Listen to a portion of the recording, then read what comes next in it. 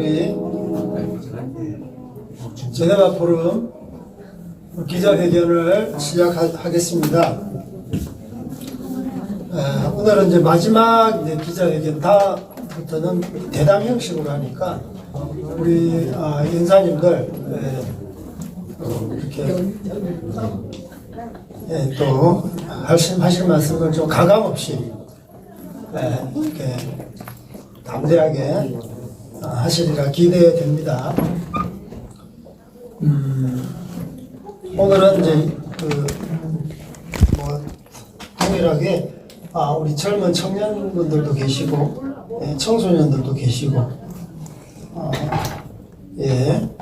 우리 어머님 아버님들도 계십니다.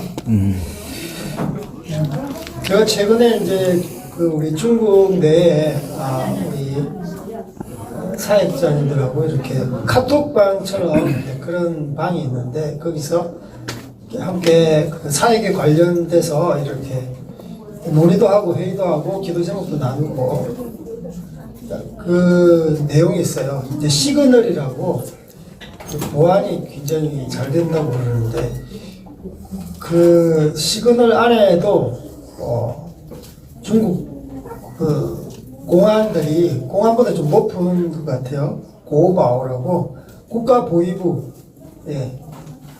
중국의 국가안전국에 소속돼 있는 고바오, 그런 그 직원들에 의해서 그게 이제 탄로가 나는 바람에 원래 이제 이번 달에 그 부시반 해가지고 성경 공부반, 그 성경을 스토리텔링해서 그 티벳 현지인들한테 가르치는 그런 이제 반이 있는데 그게 이제 들통이 나는 바람에 그걸 갖다 내년으로 급하게 옮기고 그리고 그 방도 그게 참 열 몇 명이 우리 같은데 우리 현지인들이 함께 정보를 나누는데 순식간에 탈퇴 다 해버리는 거예요. 그만큼 이제 지금 중국 정부 기독교 핍박이 아주 풀뿌리처럼 보안이 잘 된다고 하는 텔레그램, 시그널 이런 곳까지 탄로가 나는 이제 그런 실정입니다. 그래서 정말 중국 기독교 핍박 이것을 통해서 정권이 계속 그 권력을 유지하기 위해서 그 발악을 하는 것 같아요. 그럼에도 불구하고 우리 중국 교회 성도들은 그 예배 드리는 것에 대해서 쉬지도 않고 성경 공부하고 복음 전도하는 것에 대해서도 중단하지 않고 그렇게 힘있게 정말 예수 그리스도 그 이름을 이렇게 드러내는 것을 볼 때 우리가 더 분발해야 되겠다라는 생각을 해봤습니다. 오늘 기자회견 이제 처음으로 연사 나오실 분은 이제 함용식 우리 대표님 믿음과 방패 TV를 지금 운영하고 계신데 우리 함용식 대표님 나오셔서 좋은 말씀하시겠습니다.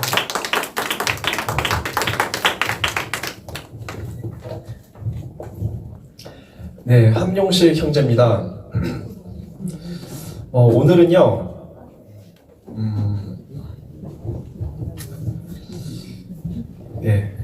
전쟁에 대해서 좀 말씀드리고 싶은데요.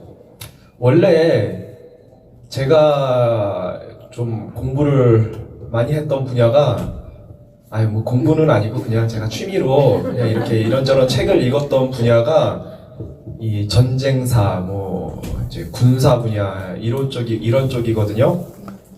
그래서 이제 한국 전쟁에 대해서 1950년대에 일어난 한국 전쟁 말고 앞으로 일어날 수 있는 한국 전쟁에 대해서 한번 좀 생각을 해보고 싶은데요. 10월 10일 날 북한에서 노동당 창건 75주년 기념 행사가 있었죠. 10월 10일 날 기억나십니까? 네. 그때 굉장히 특이한 현상이 있었잖아요. 굉장히 특이한 모습이 있었잖아요. 기억나세요? 예, 뭐였습니까? 예, 밤에 했다는 거. 그리고 또 하나. 밤에 했다는 게 가장 특이한 거였고요. 두 번째, 혹시 기억나는 거 있습니까? 김정은이가 울었잖아요. 예, 그거. 그렇게 두 가지가 굉장히 특이했거든요. 예, 김정은이가 막 눈물을 글썽글썽거리면서 뭐 인민들 이 비루스 사태에 인민들이 잘 버텨주셔서 뭐 감사합니다. 뭐 그리고 또 자기가 이렇게 경제 재건을 잘 못한 거 죄송합니다. 뭐 그러면서 하여튼 그 고맙다는 말이 뭐 한 열 몇 번 나왔다 그러더라고요. 그러면서 눈물을 글썽글썽거렸는데 그러자 제가 한 몇 분 정도 하면 되겠습니까?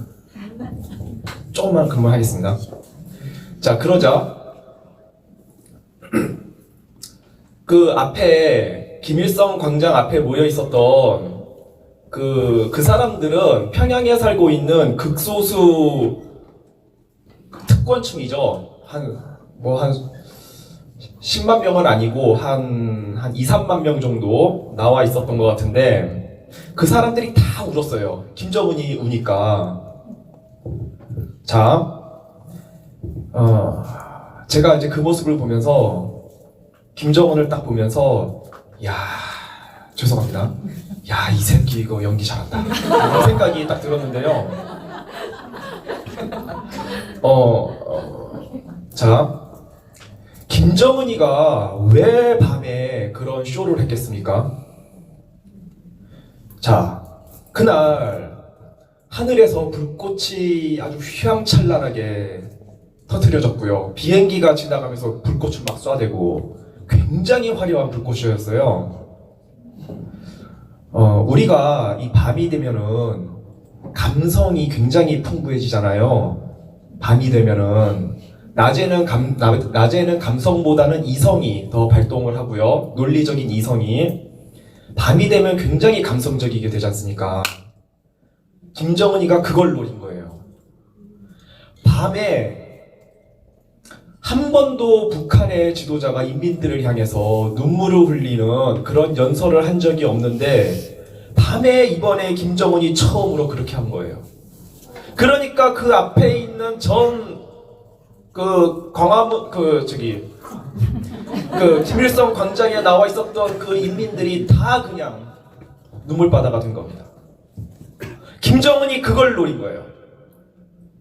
자, 김정일이가 그 아버지 김정일이가 어떻게 권력을 잡았냐면은 1970년대에 김정일이가 그 원로들 자기 아버지 세대 원로들을 다 불러놓고 김정일이가 뭘 했는지 아십니까? 피바나 연극을 했어요. 김정일이가 그 피바나 연극을 김정일이가 그거를 연출을 좀 했거든요. 그러면서 그 원로들이 다 눈물바다가 되면서 그거를 계기로 김정일이가 권력을 잡습니다. 이거를 김정은이는 지 아버지처럼 그런 연극 그 김정일이가 좀 예술적 감각이 있었나 봐요. 그런 재능은 없으니까 밤에 인민들을 모아놓고 야밤에 눈물 쇼를 한 거예요. 그리고 결정적으로 하이라이트 그날 밤에 이제 휘황찬란한 불꽃 쇼를 보여주잖아요. 자, 그렇게 되면은 그냥 그 앞에 와 있는 북한 인민들은 거기 나와 있는 극소수 특권층 그 사람들은 그냥 뿅 가는 거예요. 그냥 김정은이가 그걸 노렸어요. 왜냐하면 자기의 권력이 지금 심각하게 흔들리고 있거든요.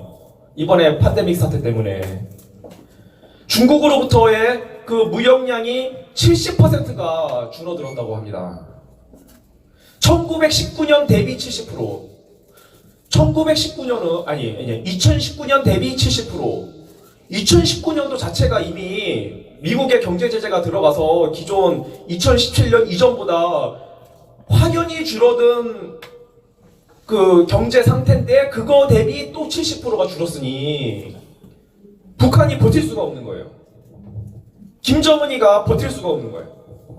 그래서 자기 권력이 무너지지 않게 하려고 저는 이걸 어떻게 정의를 내리냐면은 이거는 고도로 기획된 집단 최면 쇼다.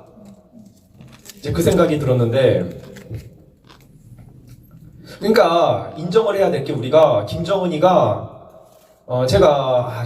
저놈 진짜 연기 잘하네. 이제 그 생각이 들었던 게 김정은이가 그 정도 정치 감각이 있는 놈이에요.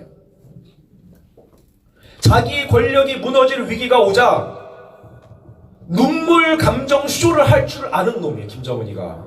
그거는 우리가 인정을 해야 돼요. 그래서 제가 느껴지는 게 이제 분명히 북한 정권이 무너질 날이 정말 코앞에 다가왔는데 김정은이 얘가 자기 권력이 무너지도록 그냥 두 눈 뜨고 보고 있을 놈이 아니구나. 이 정도 정치 감각이 있는 놈이면은 자기 권력이 무너지기 직전에 반드시 사단을 일으킬 놈입니다. 김정은이 반드시 자기 권력이 무너지기 직전에 전쟁을 일으킬 겁니다. 그래서 제가 이제 지난주에 그런 말씀 드렸지만 원래 우리나라가 2017년도에 그때 전쟁 위기가 왔을 때 우리나라 국민들이 일어나서 이제 우리 북한 동포들을 해방시켜야 되겠다. 용감하게 일어났어야 되는데 그러지 못했어요. 그러지 못하니까 트럼프가 방향을 딱 바꾼 거예요. 김정은이하고 평화 협상을 하는 쪽으로. 그런데 이제 미국의 이런 그 군사 무기 이런 발전돼가는 그런 상황을 이렇게 모니터링을 해보면은 자, 북한에는 핵무기가 있지 않습니까? 핵미사일이 있는데 우리나라는 핵미사일이 없잖아요. 재래식 무기는 우리가 훨씬 뛰어나죠. 뭐 전투기, 탱크 뭐 이런 거. 그러나 우리는 핵무기가 없지 않습니까? 근데 만약에 김정은이 전쟁을 일으키면 우리가 어떻게 감당할 수 있겠습니까? 그런데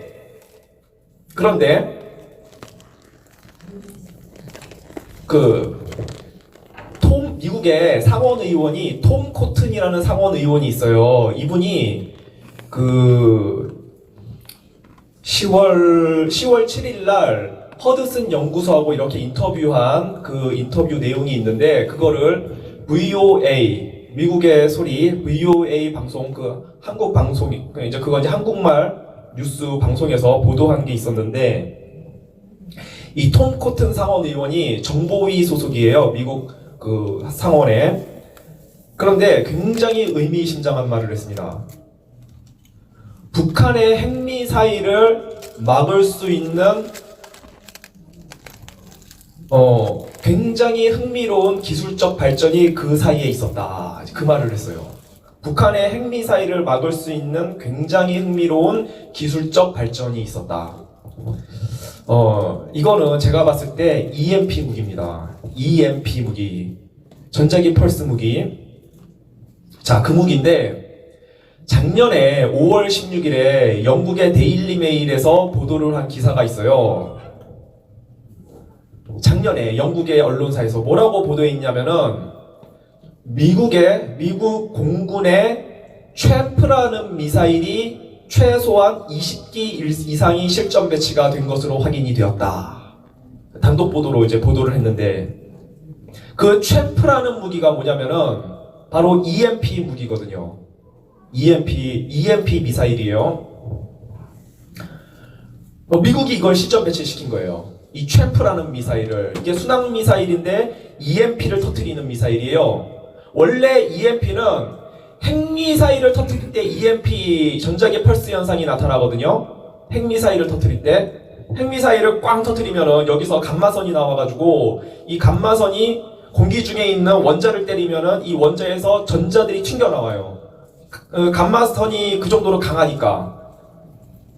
그 전자들이 막 이제 공기 중에서 원자에서 전자들이 막 튕겨 나오면은 이 전자들이 그냥 공기 중에 쫙 뿌려지면서 모든 전자기기의 회로를 태워버리는 겁니다. 이제 그런 원리인데, 자, EMP는 원래 핵무기가 터져야 EMP가 발생을 하는데, 미국이 재래식 EMP 미사일을 개발을 해서 실전 배치시킨 거예요. 우리나라도 지금 이거를 개발을 하고 있는데 아직 실전 배치는 못했거든요. 미국이 이거를 작년에 실전 배치시켰어요. 톰 코튼 상원 의원이 말한 게 10월 7일 날 허드슨 연구소하고 인터뷰하면서 말한 게 북한의 핵미사일을 막을 수 있는 굉장히 흥미로운 기술적 발전이 그 몇 년 사이에 있었다. 이 말을 한 게 아마도 제가 봤을 때는 그 트램프라는 미사일이 시점 배치된 것과 연관이 있지 않을까 생각을 하는데, 김정은이는 ICBM만 개발을 하면은 모든 것이 게임 끝날 줄 알았습니다. 김정은이는 ICBM만 실전 배치시키면은 미군 떠나가고 그러면 우리가 남한을 먹을 수 있을 거라고, 우리가 아니지 김정은이가 남한을 먹을 수 있을 거라고 김정은이는 그렇게 생각을 했어요. 근데 그 독재자가 자기 그런 꿈이 있어가지고 그 꿈을 향해서 온 인민들을 굶주려 가면서 자기의 그 권력을 위해서 그렇게 발버둥을 쳐왔는데, 그래서 ICBM을 개발했는데도 불구하고 결국 그 꿈에 도달하지 못하는 겁니다. 저는 이거 하나님이 막으셨다고 저는 확신을 하고요. 하나님께서 미국에 그 무기를 준비시켰다고 저는 확신을 합니다. 북한의 핵미사일을 막을 수 있는 수단이 생겼어요. 원래는 핵폭탄을 그 상공에 터뜨려가지고 북한에 이제 EMP를 쏴서 북한에 있는 통신체제 다 마비시키고, 이제 원래는 그렇게 했어야 되는데 그렇게 하면 위험하죠. 미국이 북한 상공에 핵을 터뜨리면은 북한도 핵무기를 쏠 명분이 생기잖아요. 핵으로 반격할 명분이 생기잖아요. 그리고 미국이 핵무기를 쏠 부담이 있죠. 에? 1945년에 히로시마에 핵폭탄을 터뜨리는데 또 핵폭탄을 터뜨리냐. 물론 사람을 향해서 쏜 건 아니지만 공중에다 쏴서 EMP를 발생시키기 위해 쏜 거지만 그래도 정치적 부담이 있단 말입니다. 미국으로서는. 그런데 핵무기를 터뜨리지 않고서도 비핵 무기로도 EMP를 발생시킬 수 있는 트램프라는 미사일이 시점 배치가 된 거예요. 작년에. 그래서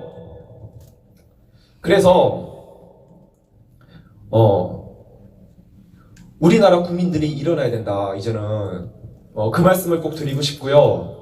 자, 트럼프가 지금은 김정은이하고 어떻게든 평화 협상을 하려는 쪽으로 가고 있지만, 만약에 우리가 대한민국 국민들이 지상전은 우리가 담당을 할게, 미국아 지상전은 우리가 담당을 할 테니까 너희는 하늘하고 바다만 맡아줘. 땅에서 피 흘리고 싸우는 건 우리가 할게. 근데 너네의 그 EMP 기술 그런 게 우리가 좀 필요하고, 너네의 그 스텔스 전투기, 스텔스 폭격기 이런 너네의 전략 무기가 필요하니까 하늘하고 바다만 맡아줘. 지상전은 우리가 담당할게. 우리가 이렇게 나오면은 트럼프의 마음은 100% 돌아섭니다. 김정은으로부터. 그래, 우리나라 국민들이 부디 일어서기를, 용기와 믿음을 갖고 일어서기를 바라는 마음이 있고요. 만약에 한미연합군이 결성이 돼서 북진에 올라가면요, 북한 인민군은 그냥 추풍낙엽처럼 그냥 나가떨어지게 돼 있어요. 그때가 되면은 우리의 진짜 적은 북한 인민군이 아니고요, 사실은 중국 인민해방국 저 북부정부군, 동북 삼성하고 그 랴오닝성인가 그쪽을 담당하고 있는 북부정부군이 우리의 진짜 적이지, 북한 인민군은 아무것도 아니에요. 제가 확신하기로 일주일도 안 돼서 평양 점령할 거라고 확신을 하는데요. 우리의 진짜 적은 그 타이밍이 되면은 우리의 진짜 적은 중국 인민해방군 북부 정부군이 될 것이다. 그러나 이 북부 정부군도 사실은 한미연합군 전력에는 상대가 안 돼요. 사실 걔네들도. 그리고 미국의 정치인들하고 군인들이 겉으로 표현은 안 하지만, 내색은 안 하지만 마음속 중심에 갖고 있는 생각이 뭐냐면은, 아, 중국 쟤네들 명분만 생기면 언제 한번 손을 봐줘야 되는데, 이 생각을 갖고 있단 말입니다. 말은 안 하지만 군사적으로 한번 때릴 기회만 오면은 한 번 정도는 때려줘야 되는데, 더 올라서기 전에 한 번은 밟아줘야 되는데, 이런 생각을 갖고 있어요. 근데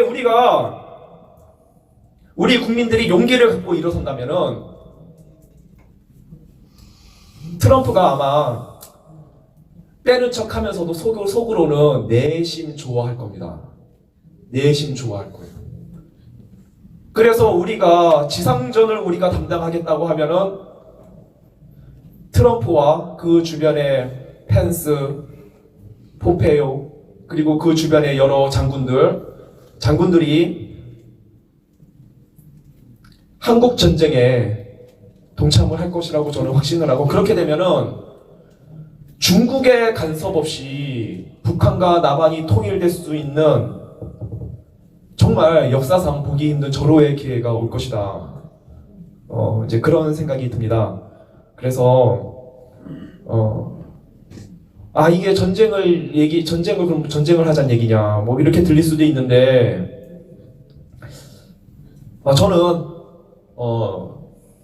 북한과 같은 김정은 정권이라면은 이거는 전쟁으로 무너뜨리는 게 하나님의 뜻일 수도 있겠다라는 저는 생각이 들고, 저는 하나님의 종이 아니기 때문에 제가 함부로 이런 말씀을 드려서는 안 되지만 이제 그런 생각도 좀 들고요. 미국이 2차 세계대전에 참전한 거는 그거는 성전이었어요, 진짜. 히틀러 그 나치 정권을 무너뜨리고 일본의 그 악한 일본 군국주의 세력을 무너뜨리는 데 있어서 하나님이 미국을 들어 쓰셨다고 저는 정말 생각하거든요. 그거는 성전이었어요, 미국인들로서는. 그래서 북한 김정은 정권을 무너뜨리는 게 과연 미국이 2차 세계대전에 참전했던 그 성전만큼의 성전이 안 되겠느냐. 훨씬 더 성스러운 전쟁이죠. 그 북한 백성들을 해방시키기 위한 전쟁인데, 좀 전쟁에 대해서 좀 극단적으로 얘기한 측면이 있을 수도 있는데, 이런 말씀 드리고 싶었습니다. 감사합니다.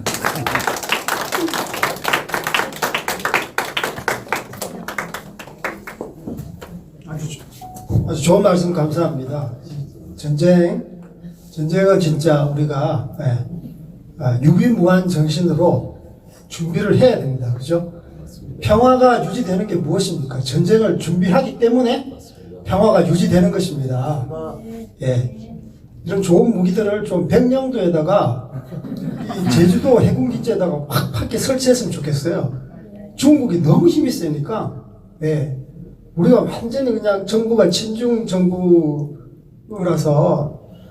강아지처럼 딸랑딸랑거리는 것 같아가지고 진짜 속 시원하게 우리 또 군사 전략적인 측면에서 말씀해 주셔서 정말 감사합니다. 우리 두 번째 연사로서 지금 간호사님이신데요, 레베카 우리 자매님, 레베카 자매님 오셔서 또 귀한 말씀 우리 박수로. 안녕하십니까. 저는 오늘 연설을 맡게 된 레베카라고 합니다. 저는 지금 현재 서울대학병원에서 근무하고 있는 간호사입니다. 저는 대한민국의 의료인으로서 지금 현 정부는 코로나 우한 폐렴을 그 공산화로 저희 나라를 이끌어가는 주요한 재료로 사용하고 있다고 생각합니다. 저는 그 미세먼지가 많이 일어날 수 있는 날에는 창문을 닫아야 그 집안이 오염되지 않지 않습니까, 여러분? 근데 우리 이 정부는 중국에 있는 중국 자국민뿐만 아니라 유학생 모두를 창문을 활짝 열고 받아들였습니다. 그뿐만 아니라 모든 그 정부에서는 코로나19를 방역하는 것에 대해 지금 완전히 무심하고 있다고 생각합니다. 그래서 저는 우리 대한민국의 그 8.15 광장에 모인 우리 애국민들을 무참히 짓밟고 억압하는 그것을 보면서 정말 우리나라를 공산화로 이끌어 가고 있는 정부라고 생각을 하였습니다. 또한 제가 긴장을 해가지고 준비한 게 아주 새까맣게 까먹어버렸네요. 죄송합니다. 그리고 그리고 지금 악하고 음란한 이런 청년의 그런 문화들을 지금 조장하고 있으며 그러한 것을 장려하는 모습을 보면서 우리 이 나라의 그 현 정부는 지금 공산화로 우리나라를 이끌어가고 있는 상황이라고 생각을 하고 있습니다. 또한 두 번째로 말씀드리고 싶은 것은 독감 백신입니다. 지금 27명의 그 사망자가 지금 나타나고 있는데요. 지금 질병관리본부장은 그것을 막지도 않고 지금 강행을 하고 있는 모습을 보이고 있습니다. 저는 인천 사람입니다. 인천에서도 몇 주 전에 이제 17세 소년이 독감 백신을 맞고 사망에 이르는 그런 사건이 발생을 하였는데요. 그 소년이 이제 건너로 제가 알고 있는 분이었던 것입니다.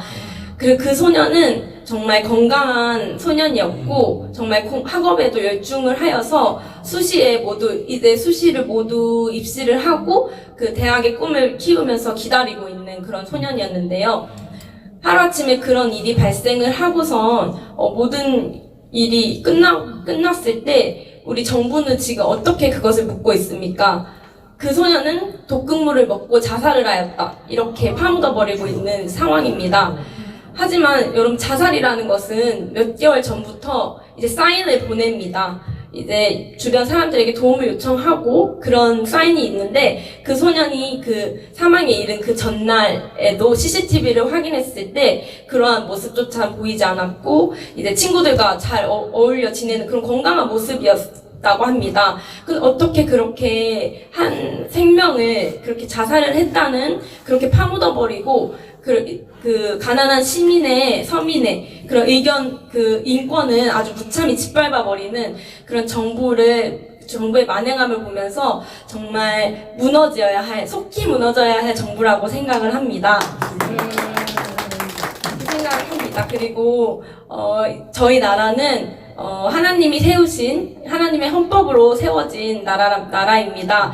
그래서 주님의 나라가 이 땅 가운데 속히 임하고 주님의 뜻이 속히 이루어지는 그런 날이 하루빨리 오길 정말 기도하면서, 하나님께서 저희와 함께 하시는 날, 저희는 이미 승리했다고 생각합니다. 시청해주셔서 감사합니다.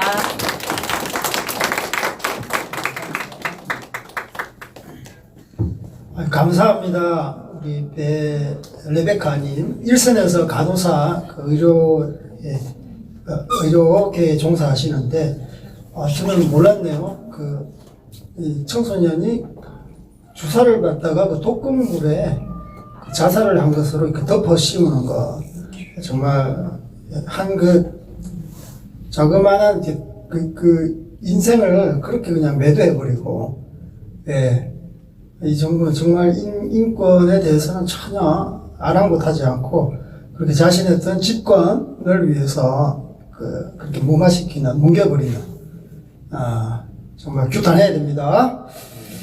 우리 세 번째, 사라 홍 집사님 나오셔가지고 또 귀한 말씀, 애들도 잘 키우시고 또 좋은 말씀 연사로 해주시겠습니다.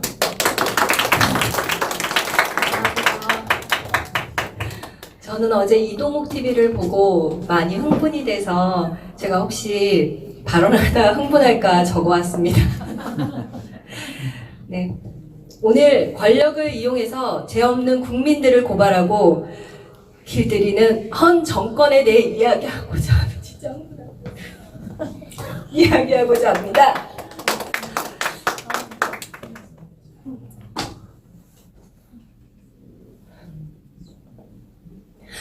얼마 전에 대통령이 예배나 기도가 바이러스를 지켜주지 못한다고 했습니다. 왜 대통령이 개인의 사상을 국민들에게 주입하려고 합니까? 절대자 신보다 높다는 것인지 수많은 기독교인들이 그 소리를 듣고도 가만히 있었다는 것도 이상한 일입니다. 분명 울분을 토했지만 언론 통제로 방송되거나 기사화되지 않았을 것입니다. 대통령은 국방력을 튼튼히 하고 자국민을 보호하고 국민을 대표해서 나라 일을 하는 국민의 심부름꾼으로 뽑아준 것인데 마치 나라가 자기 것이냐 국민들에게 자기의 사상을 강요하고 주입하고 있습니다. 도대체 국민들을 뭘로 하는 것입니까? 국민들은 저마다의 신념으로 알아서 스스로 잘 살고 있습니다. 이번 정권이 들어오기 전까지 자유대한민국은 선택할 권리도 있었고 생각할 자유도 국민에게 있었습니다. 공무원은 방역이라는 핑계로 교회를 검사한다고 하지만 국민들을 조종하고 감시하고 있습니다. 외교나 국방에 신경 쓰시면 됩니다. 공무원들이 예배를 드리기 위해 모인 성도들보다 깨끗하다는 증거가 전혀 없습니다.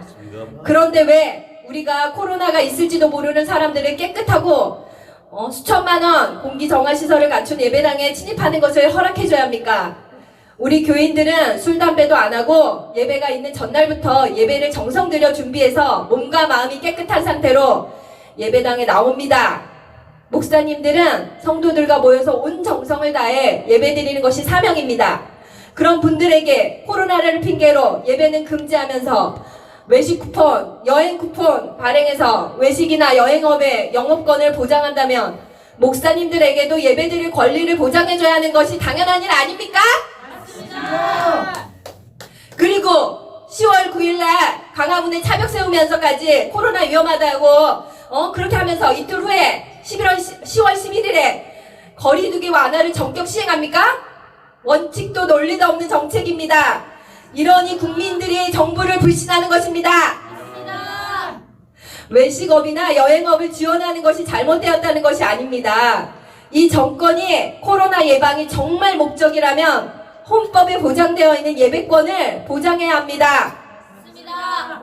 공무원 숫자가 약 1만 명이 넘고 OECD 기준으로 약 200만 명이 넘는데 공무원들이 고민해서 나온 정책이 겨우 교회 앞에서 예배금지 플래카드 들고 우리나라의 장차 미래를 책임지고 나갈 아이들의 교육에 앞장서고 가난한 자를 돌보고 나라를 위해 금식 기도하시는 분들을 고발하면서 핍박하는 것입니까?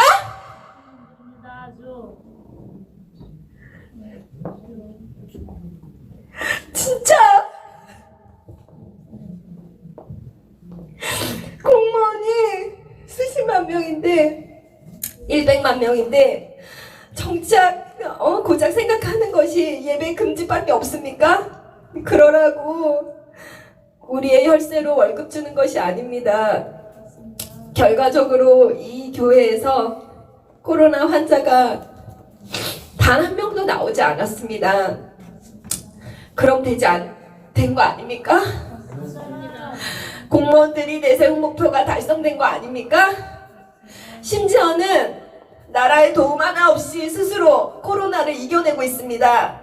감사장이라도 보내야 할 판인데 제3자를 동원하면서까지 고발하는지 그 의도가 불순하다고밖에 보이지 않습니다. 맞습니다. 이것은 권력을 이용해서 바른 말하는 국민들의 입을 막고 핍박하는 것으로밖에 보이지 않습니다. 결국 국민으로부터 받은 권력을 이용해서 국민들을 제갈 물리고 길들이려고 하는 것입니다.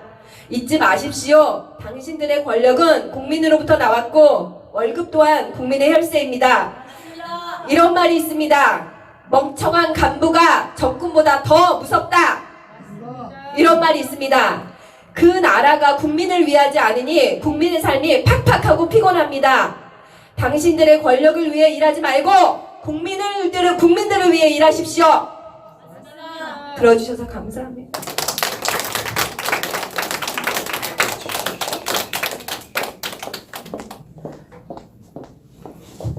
이 어용 정권, 좌파 정권은 권력의 유지를 위해서 혈안이 되어 있습니다.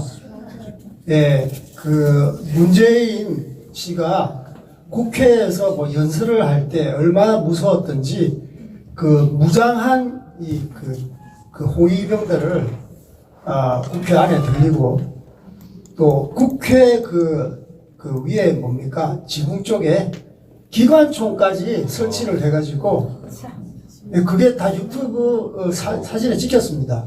그만큼 이게 두려워하는 것이에요. 자기 권력이 너무 흔들리니까 여론 자체도 완전히 그냥 예전에 지지 세력들도 다 등을 돌리고 그러니까 지금 너무 무서운 것입니다. 그래서 자기 신변 보호를 위해서 국회가 가장 안전하잖아요. 그럼에도 불구하고 이 야당 의원들 막 조사를 하고 무기가 있냐 없냐 막 옷을 조사를 하고 그래서 지금 이 정부 자기 권력에만 집착하는 나쁜 정권인 것입니다. 네. 정말 규탄하지 않을 수 없습니다. 우리 네 번째로 연사로 서실 분은 조셉 오 우리 학생인데요. 귀한 우리 연설 들어보겠습니다. 나오실 때 박수로 환영하겠습니다. 네, 저는 오늘 제가 말할 거를 제가 먼저 써왔습니다. 네, 중국어도 같이 하니까 좀 제가 뒤에는 한국어로 번역을 해놨으니까 걱정 안 하셔도 됩니다. 大家好，我的名字叫约瑟吴， 안녕하세요, 요셉 오입니다. 因为我的父母是宣教师，所以我在西藏和中国生活了很多年。 저희 부모님은 선교사이셔서 티벳과 중국에서 오랫동안 살았습니다. 2008年西藏暴恐事件发生时，我亲眼目睹了中国政府怎样踩踏藏族人的自由，并且治理少数民族的方式也记得很清楚。 2008년 티벳 사태 발생 시 저는 중국 정부가 그들의 자유를 짓밟고 중국 소수민족을 어떻게 하는지 보았고 저의 기억에 몇 장면이 남아 있습니다. 我记得我抱着妈妈的腿，也记得起拿着刀枪的军人站在坦克上，又记得起到处冒烟的场景。 무서워서 엄마 다리를 붙잡았던 기억, 총칼을 든 군인, 탱크 위에 서 있는 군인들, 그리고 곳곳에서 연기나는 장면들이 기억납니다. 这事件以后，我体会到每个人都渴望自由，但是在共产党政府和政府的统治下，没有一个人能享受自由。 이 사건 이후 저는 모든 사람이 자유를 원하지만 공산당 정부의 통치 하에서는 어떤 누구도 자유를 누릴 수 없다는 것을 알게 되었습니다. 拿着刀枪的2名军人守着当时我们住的酒店门口，装甲车随时在室内巡逻，寻找参加示威的人，并抓走了他们。 우리 가족이 살았던 호텔 문 입구를 총을 든 2명의 군인들이 지키기 시작했고 시내를 장갑차들이 수시로 순찰하면서 시위 참가자들을 찾아서 잡아갔습니다.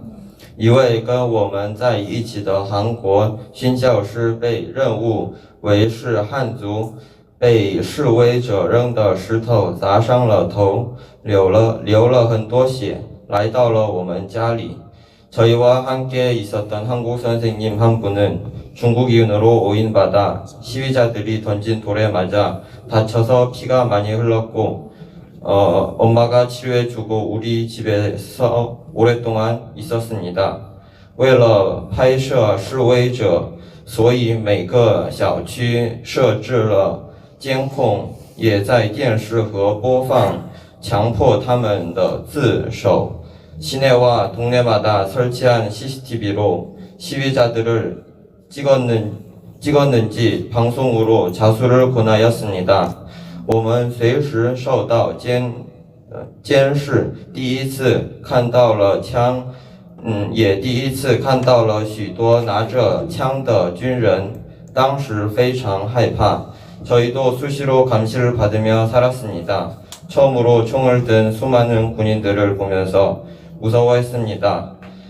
在中国内地的小学，通过课本学习关于共产党的历史人物事件之后，我们通过父母又学习不同的和错误的 중국 내지에서 초등학교를 다니면서 교과서를 통해서 공산당 관련 역사, 인물 사건 등을 배우고 집에 오면 부모님을 통해서 다른 것과 틀린 것을 다시 배웠습니다. 在这里想说其中的一点， 그중 하나를 말씀드리겠습니다. 中国小学学生学习625是南侵，由于这事件以后，我记得妈妈去学校说这是歪曲历史的 중국 초등학교 학생들은 6.25를 남침으로 배웁니다. 그 일로 엄마가 학교를 찾아가서 역사 왜곡이다 말씀드렸던 기억이 납니다. 또한 교과서에서는 6.25 참전 중국 군인들을 우상화하는 얘기도 있습니다.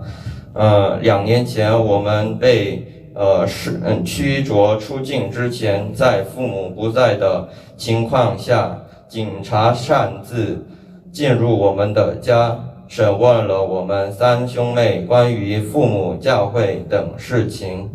2년 전 중국에서 쫓겨나오기 전 부모님이 집에 계시지 않는 상태에서 경찰이 무단으로 집에 들어와서 저희 삼남매에게 부모님에 관한 교회 출석 등 여러 가지 질문을 했습니다.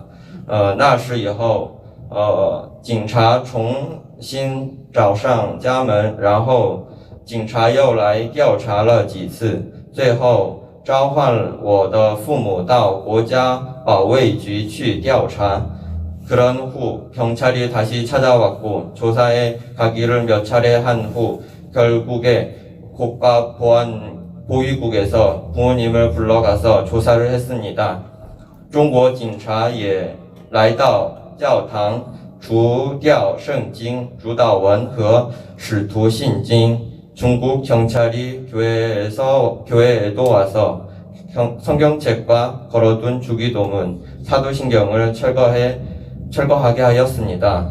最后教会也关闭了，并改成了家庭教会的形式，在家里敬拜. 결국에는 교회도 문을 닫고 가정에서 예배드리는 가정교회 형식으로 바꾸었습니다. 本来我们兄妹在教会里服侍赞美，现在不能用乐器赞美了，感到非常可惜.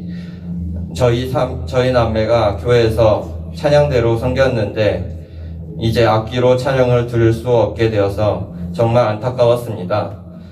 在家附近的大教堂被强制关闭，反抗的信徒被逮捕了，甚至连小孩子们都被带走了. 집에 가까운 곳의 큰 교회는 강제적으로 폐쇄되었고 저항한 성도들은 어린아이들까지도 경찰서로 연행해 갔습니다. 后来听说教会牧师被判刑9年，神学院也关闭了，也听到一些神学生被抓走了，仅仅因为是他们相信耶稣. 나중에 들어보니 교회 목사님은 9년형을 받았고 신학교도 폐쇄되었고 신학생 중에 몇 명도 잡혀갔다고 들었습니다. 단지 예수님을 믿는다는 이유 말입니다. 安息年期间被赶出中国之后，经常参加了光华门태극기 집회. 안식년 기간 동안 그리고 중국에서 쫓겨나온 후 태극기 집회를 자주 갔었습니다. 现在看来韩国与中国没什么两样. 지금은 한국이 중국과 별반 다를 것이 없는 것 같습니다. 正如你们知道那样，炸毁教堂、焚烧十字架和圣经，根据共产党的口味编辑圣经，干这样卑鄙无耻的事情，跟文在寅政府以冠状病毒为借口禁止韩国教会礼拜是一样的。시진핑 정부 들어 여러분도 알고 계신 것처럼 교회를 폭파시키고 십자가와 성경을 불태우고 또한 성경을 공산당의 입맛에 맞추어 편집을 하는 파렴치한 짓을 하고 파렴치한 짓을 저지르고 있으나 문재인 정부가 코로나를 핑계 삼아 한국 교회 예배를 금지하는 것과 똑같습니다. 这学期学习了叫社会创新的科目，我听的的确是韩文，但连一句话都听不懂，听不进去。我反复学习之后，才发现他在讲以社会主义为基本的社会创新。参考书里有신영복의 담론 이번 학기에 소셜 이노베이션이라는 강의를 수강했습니다. 한국어인데 무슨 말을 하는지 전혀 들리지 않았습니다. 몇 번을 듣고 보니 사회주의를 기반으로 하는 사회혁신을 주장하고 있었다는 것을 알았습니다. 그리고 참고 도서 중에는 신영복의 담론도 있었습니다.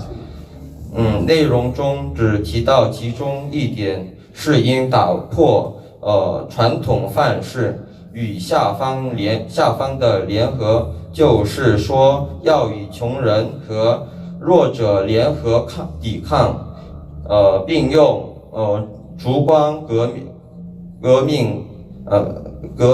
新了国家。 내용 중 하나만 언급하면 전통적인 패러다임을 깨트려야 하고 아래로의 연대로 가난한 자, 약한 자들과 연합하여 저항해야 된다고 하며 촛불혁명으로 국가를 혁신시켰다고 했습니다. 这对我来说，这像是新的价值观，但是这就是共产主义、唯物主义、人本主义、进化论等，都不符合基督教和圣经的价值观。 저에게는 새로운 가치관으로 다가왔지만 그것은 바로 공산주의의 유물론, 인본주의, 진화론 등 기독교적 성경적 세계관하고는 맞지 않았습니다. 我是基督徒，在学习圣经的价值观，圣经必定会胜利，社会主义必定会灭亡，这都是不变的真理。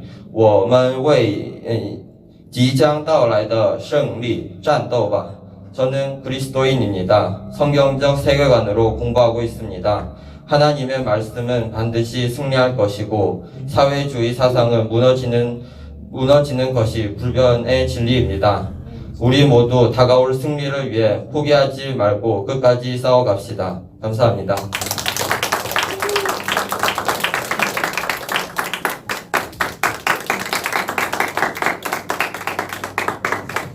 아주 훌륭한 그 연설 감사합니다. 제 아들입니다.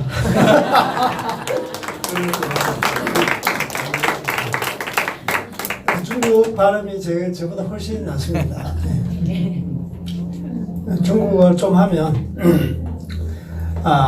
我们在天上的父，愿人都尊你的名为圣。 愿你的国降临，愿你的旨意行在地上，如同行在天上。我们日用的饮食今日赐给我们。 이렇게 계속 나가거든요. 지금 주기도문 지금 하고 있는데 제 발음보다 훨씬 낫습니다. 하여튼 지금 대학 올라갔는데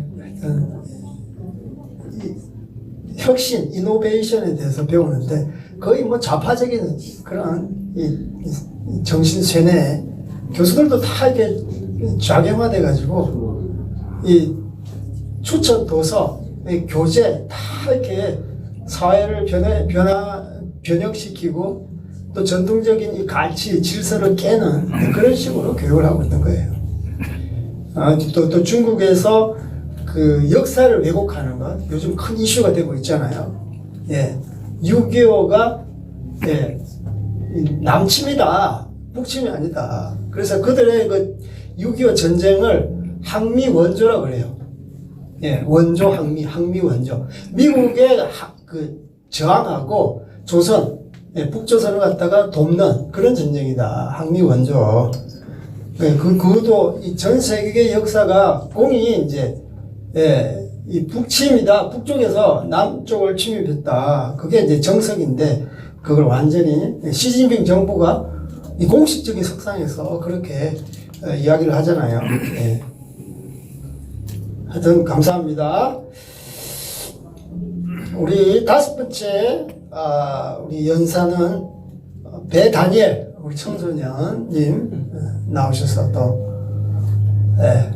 좋은 말씀 해주시겠습니다. 박수 한번 주세요. 네, 안녕하십니까. 저는 15살 대한민국 학생 배다니엘이라 합니다. 제가 다시 이 자리에 서게 된 이유는 너무 할 말이 또 하고 싶은 말이 많아서 또 다시 이 자리에 어쩔 수 없게 서게 되었습니다.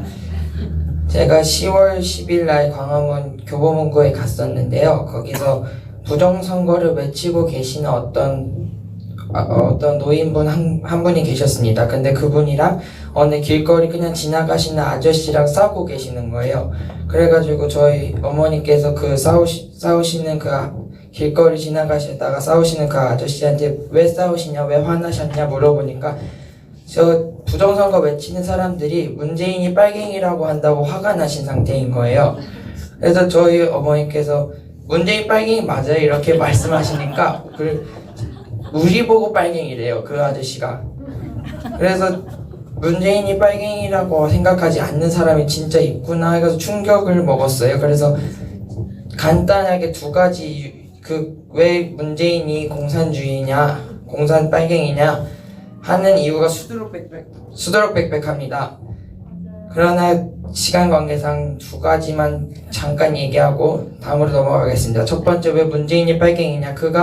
그 문재인이 쓴 자서전에, 문재인이 쓴 책에서 문재인 자기 자신이 그 베트남이 공산주의로 적화된 것을 보고 희열을 느꼈다고 그 책에 저서되어 있습니다. 그래서 그게 그러면 노망 아니면 빨갱이라고 저는 생각합니다. 그리고 그가 왜 빨갱이 두 번째 이 결정적 이유는 평창 동계올림픽 연설 때 제가 존경하는 한국인 사상가 신영복이라고 말했습니다. 여러분, 신영복은 고정 간첩으로서 1968년에 종신형을 선고받고 1988년에 전향서를 쓰고 석방된 사람입니다.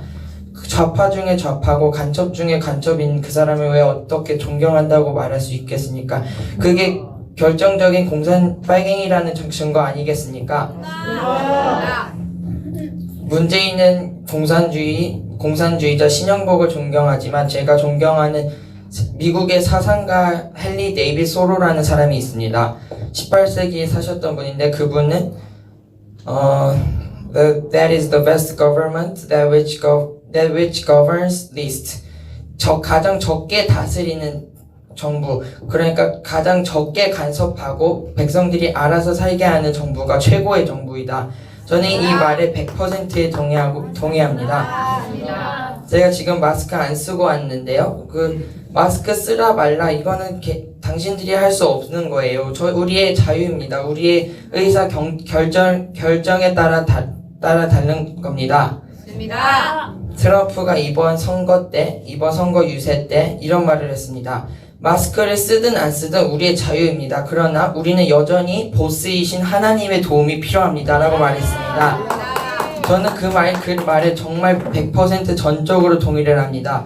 마스크를 써도 만약에 이 정부가 하나님을 대적하면 코로나가 퍼질 수밖에 없고, 마스크를 안 썼는데도 이 정부가 하나님에 대항하지 않고 하나님께 순복하면 코로나는 끝납니다. 그런데 이 정부가 어떻습니까? 오히려 하나님을 대적하고 하나님의 백성을 핍박하고 있지 않습니까? 그러니까 어쩔 수 없이 그 코로나가 퍼지고 있는 것입니다. 그리고 두 번째 드릴 말씀은 최근 많은 저는 아직 청소년이지만 20대, 30대 청년분들이 정신을 못 차리고 있는 것 같습니다. 맞습니다. 아직도 너무 공산주의를 좋아하고 사회주의가 왜 나쁘냐, 공산주의가 왜 나쁘냐고 주장하는 사람들이 많은데 여러분, 제가 잠깐 공산주의의 역사를 학살의 역사를 잠깐 말씀해 드리겠습니다. 첫 번째, 캄보디아 폴포트라는 빨갱이 독재자가 있었습니다. 그 사람은 캄보디아 1000만 인구 중에 200만을 학살했습니다. 오로지 배웠다는 이유로 거의 다 학살되었습니다. 손에 못 빼기지 않았으면 숙청당했고요. 또 안경 쓰신 분 여기 계시지만 안경 쓰면 또 숙청당했습니다. 왜냐하면 배워 보였다 이유로 다 숙청당했습니다. 또한 베트남이 공산화되자 109만 명이 보트피플이 되었고 100만 명 이상 숙청이 당했습니다.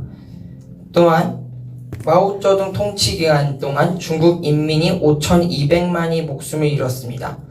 또한 루마니아 빨갱이 독재자 니콜라이 차우셰스쿠는 7만 명을 학살하였습니다. 우리나라는 예외가 아닙니다. 김일성 당시 거의 200만 이상이 300만 아사자 제외 200만이 지금까지 학살당했습니다. 만약에 문재인이 지금 추진하고 있는 통일 방향은 적화 통일이라고 저는 봅니다. 그가 원하는 우리나라의 통일은 절대 자유 통일이 아니고 기독교 자유 통일이 절대 아닙니다. 만약에 우리나라 절대 그러선 안 되지만 우리나라가 만약에 적화가 된다면 많은 사람이 숙청당할 것입니다. 김정일의 남조선 혁명 교시에 보면 남조선이 적화 통일되면 1000만 명 이상 이민 갈 것이고 그러면 남은 인구 4천만 중에 2천만을 숙청하라. 이게 그 김정일 혁명 교시입니다. 그러면 만약에 우리가 적화 통일이 된다면 많은 사람들이 죽어나갈 것입니다. 많은 사람들이 망하고 죽어나갈 것입니다. 정신 차려야 됩니다. 우리 국민들 아직도 공산주의, 사회주의 좋아하는 사람들 정말 정신 차려야 됩니다. 문재인 추정하는 사람들 정신 차려야 됩니다. 공산주의로 학살된 전 세계 지금까지 공산주의 정권으로 학살된 전 세계 인구가 몇 명이나 되실 것 같습니까? 어떤 프랑스 학자가 쓴 공산주의의 흑서라는 책에 의하면 공산주의로 학살된 전 세계 인구가 1억 명이 넘는다 합니다. 구소련에서 2천만 명, 중국 모택동 총 합치면 6,500만 명, 베트남 100만 명, 북한 200만, 캄보디아 폴포트 200만, 총 합치면 1억이 넘는다 합니다. 그래서 저는 이 땅에 공산화가 되지 않기 위해서, 이 땅에 피가 흘려지지 않기 위해서 저희 국민들이 더욱더 일어나야 된다 생각합니다. 마지막으로 저는 세월호를 싫어합니다. 죄송한데 그러나 세월호 말하기는 싫은데 저는 우리나라를 볼 때 침몰하고 있는 하나의 배 세월호 같다고 생각합니다. 이 땅의 지도자들이 괜찮아, 잘 되고 있어, 경제 좋아지고 있어 말하지만 점점 더 침몰하고 있는 거예요. 정신 차리고 우리는 일어나서 말해야 됩니다. 외쳐야 됩니다. 탈출해야 됩니다. 이러다가 이제 전 국민이 다 죽게 될 수밖에 없습니다. 제 작은 의견에 귀 기울여 주셔서 감사합니다.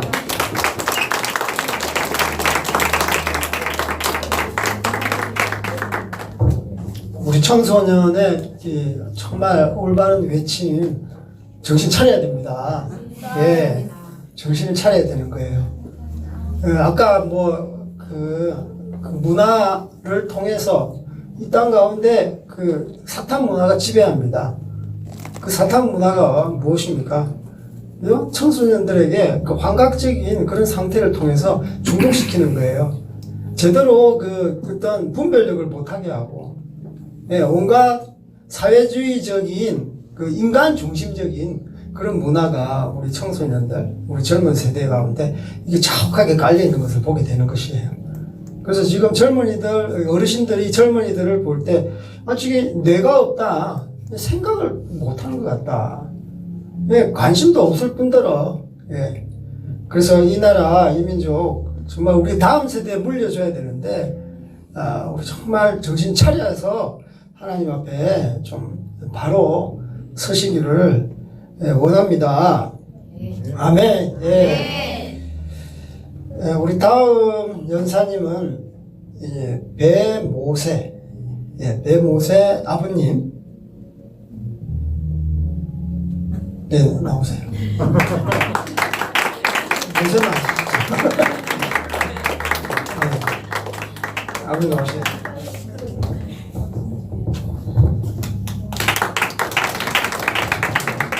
안녕하세요. 반갑습니다. 지난번 때는 제 실명을 말씀해 주시고 나서 갑자기 모세라고 말씀하시니까 순간 당황했어요. 여기서 나와서 이렇게 말씀을 선포하시는 분들이 저희가 어떠한 정해놓고 한 것이 아니기 때문에 저도 사실 여기 나오는 것을 어제 저녁에 결심을 하고 생각을 하고 나왔는데, 그러니까는 이렇게 이야기하는 내용들이 중복이 되는 경우가 많이 있습니다. 여러분들이 좀 이해를 해 주시기 바랍니다. 저는 오늘 자유라는 단어에 대해서 한번 이야기를 하고 싶습니다. 자유라는 말 여러분들 아시죠? 솔직히 자유야, 네가 있어서 너무 고마워. 내가 생활하면서 일상생활 속에서 아니면 잠자리에 들 때 자유야, 너 때문에 오늘 너무 행복했어 라고 생각하고 잠드시는 분들이 과연 계실까요? 있으면 손 한번 들어보십시오. 없죠. 저 역시도 그렇게 생각해 본 적이 없습니다. 왜냐면요, 우리는 그 자유라는 것을 너무나 당연하다고 생각을 하고 있기 때문입니다. 우리가 누려야 할 것, 가장 기본적인 것, 우리가 살아가면서 공기가 없으면 살 수 없듯이, 그렇지만 그 공기에 대해서 감사한 마음을 가지고 살아가는 사람은 없습니다. 자유도 마찬가지예요. 우리가 살아가면서, 지금까지 살아오면서 자유에 대해서 고맙고 감사하다는 생각을 가지고 살아본 적이 단 한 번도 없습니다. 당연한 것이기 때문에 그렇게 생각을 하고 왔지만, 제가 이 말씀을 드리는 것은 제가 한 2, 3일 전에 우연하게 북한에서 정말로 목숨을 걸고 북한을 탈출하신 분을 만나서 잠깐 동안 이야기를 들은 적이 있어요.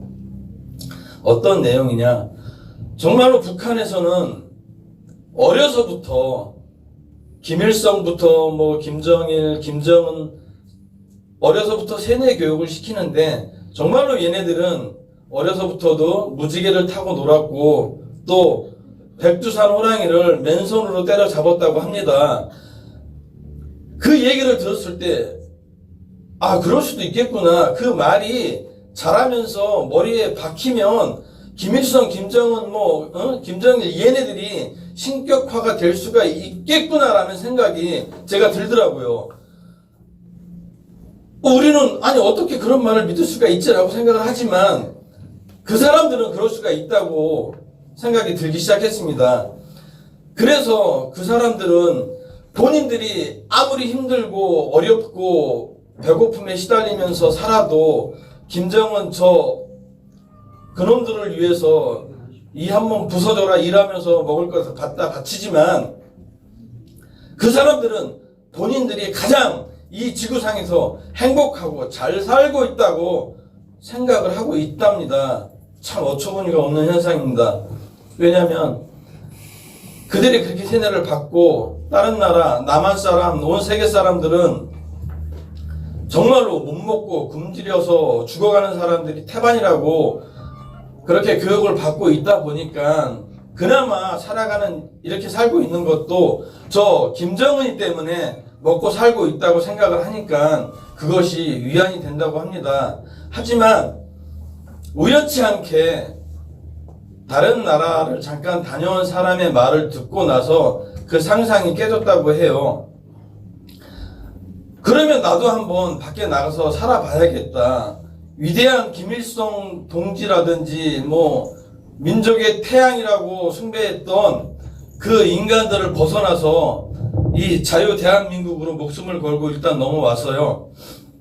근데 그분들이 그렇게 정말 얻어맞아가면서 굶주려가면서 이 자유를 찾아서 넘어온 이유가 뭡니까? 정말로 그것을 그리워했기 때문입니다.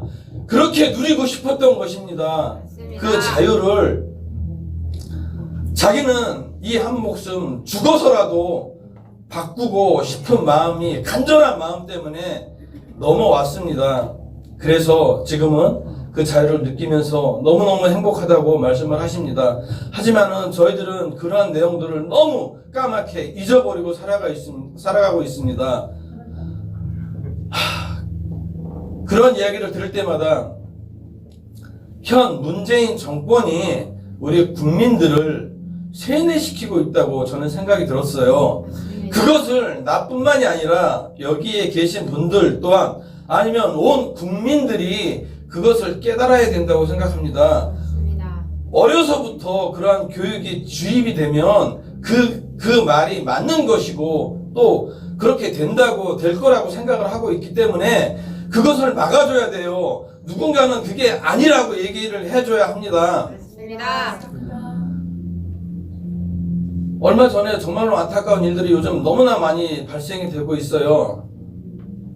공무원이면서 정말 수영도 할 줄 모르는 사람이 37km나 되는 그 먼 거리를 수영을 해서 월북을 했다고 주장하는 현 정권을 보고 너무나 가슴 아파했습니다. 정말로 가장으로서 한 가족의 아버지였는데 그 아버지를 어떻게 국가를 위해서 공무원으로 열심히 일했던 사람을 월북이라는 단어를 갖다가 뒤집어 씌울 수가 있겠어요. 그것은 그 가족에게 정말로 빚을 꽂는 일입니다. 방금 전에도 얘기했듯이 고등학생이 국가에서 맞으라는 백신 접종을 맞고 죽었어요. 사망했습니다. 그런데 2, 3일 지나니까는 어떻게 자기 자신들의 잘못을 숨기기 위해서 그 학생이 독극물을 구해가지고 독극물을 먹고 사망했다는 그러한 발표를 할 수가 있겠습니까? 그러한 정권을 어떻게 우리가 믿고 의지하고 그들을 밀어줄 수가 있겠습니까? 정말로 이렇게 되다 보면 우리가 똑같이 문재인 정권한테 세뇌교육 당하고 곧 이 나라는 공산화 될 것이 불 보듯이 뻔한 것입니다. 우리 세대는 아닐지라도 우리 다음 세대에 가서는 이대로 내버려두면 공산화 될 것입니다. 여러분 보셨잖아요. 8.15 광복절 집회라든가 개천절 집회 때 우리의 자유가 문재인 정권으로부터 억압당하고 핍박당했습니다. 우리는 그것으로 더 이상의 핍박을 당해서는 안 됩니다. 우리가 그것을 외치고 나가야 합니다. 그들의 잘못을 지금 깨닫게 해줘야 합니다. 정말 그렇지 않고서는 우리가 이대로 두면 너무나 안타까운 일들이 벌어질 것이라고 생각이 됩니다. 문재인 정권에 대해서 우리가 작은 목소리지만 계속해서 외쳐준다면 더 큰 함성으로 그들의 귀에 들려질 것입니다. 너무나 안타깝고 해야 할 말들도 많지만 다음 기회가 된다면 다시 또 준비해서 나오도록 하겠습니다. 감사합니다.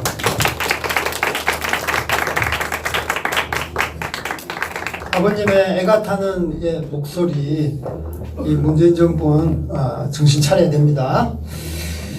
우리 마지막으로 우리 연사님 그 아버님이신데요, 요한 집사님 나오셔서 귀한 말씀 해주시겠습니다.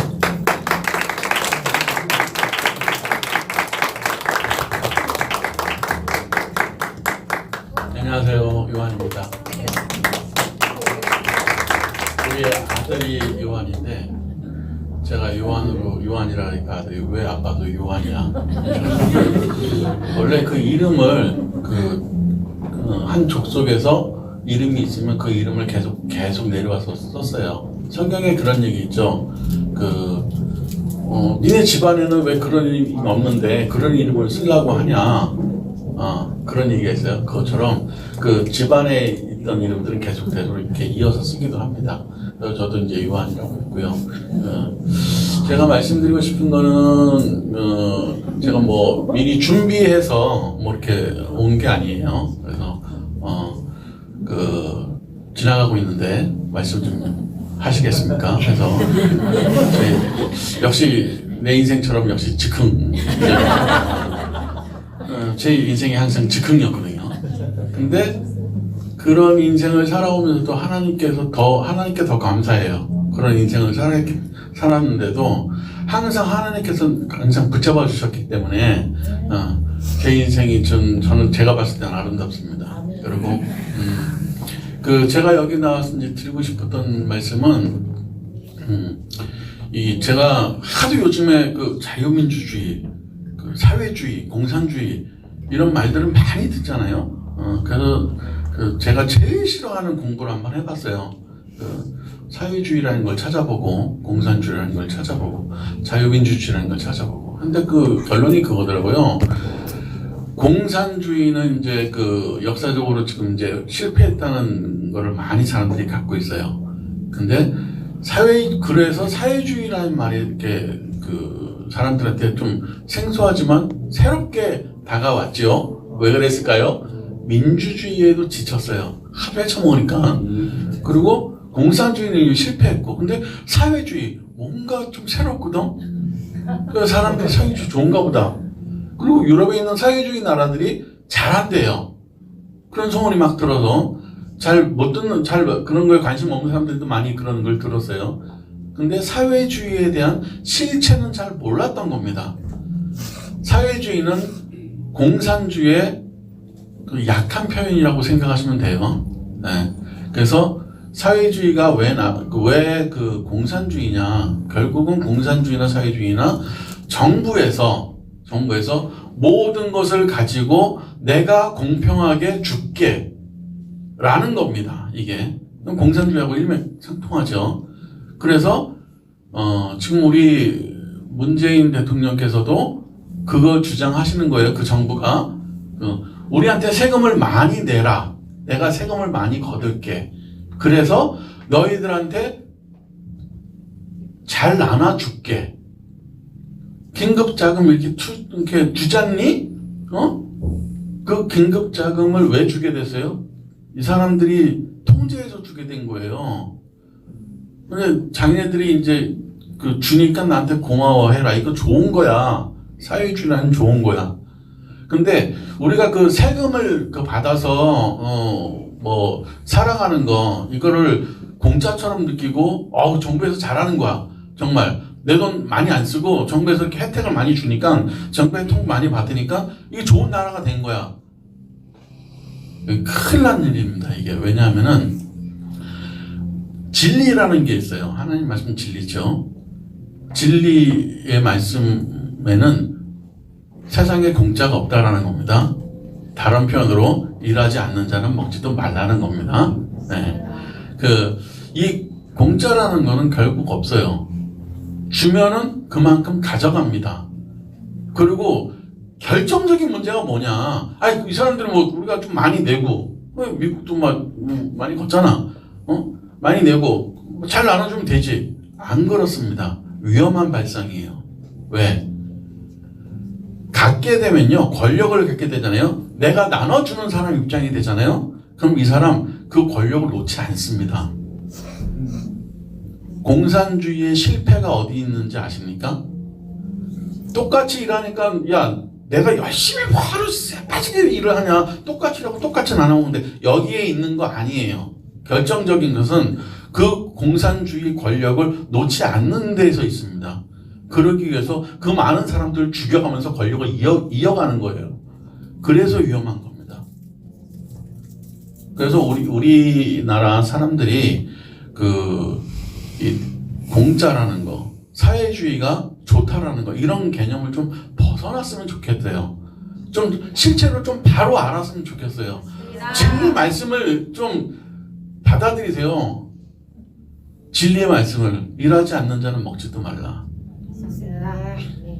구걸할 수 있는 힘만 있어도 은혜다라는 말씀이 있어요. 이제 꽃동네에 가면 있습니다. 구걸할 수 있는 힘, 내가 일할 수 있는 게 그것밖에 없는 거예요. 구걸하는 거. 그래도 먹고 살 수 있어요. 그 말씀이거든요. 일하지 않는 자는 먹지도 말라. 그리고 또 한 가지 말씀드릴게요. 우리 아들이 이제 홈스쿨을 해요. 공부를 해요. 근데 제가 보시기에 좀 뭐 깨어 있는 사람, 뭐 굉장히 그 앞서가는 사람 이런 이미지는 아니잖아요. 딱 이제 그거거든요. 꼰대. 근데 이런 사람이 아들을 그 홈스쿨을 시켰다는 건 뭔가 이유가 있겠죠. 첫 번째는 우리 아들이 학교에서 붙었어요. 근데 3명한테 당했어요. 근데 그때 학교의 그 아이들 주장은 얘가 우리를 먼저 건드렸다는 거예요. 비겁한 아이들이죠.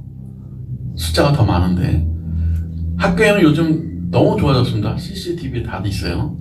그 선생님들이 다 봤어요. 아니라는 걸 이제 됐죠. 그래서 우리 아이가 보호를 받았습니다. 선생님들한테. 그리고 그쪽 부모님들한테도 사과를 받고, 역시 여자 어머니는 오셔가지고 사과를 했는데 남자 그 아버님들은 오셔가지고 애들이 그럴 수도 있지. 나 같은 소리를 또 하고. 근데 그런 과정에서 과연 학교가 우리 아이들을 보호해줄 수 있을까? 못합니다. 학교에서 우리 아이들은 우리가 지켜야 합니다. 나는 학교 때 내가 지키고 살았어요. 그러니까 그런 거에도 개념이 없었지만 결코 학교에서 학생들을 보호하지 않습니다. 그럼 교육은 어떨까요? 우리 아이가 오늘 학교 갔다 와서 아빠 어저께 젠더 교육 받았어. 뭔 교육? 젠더 교육.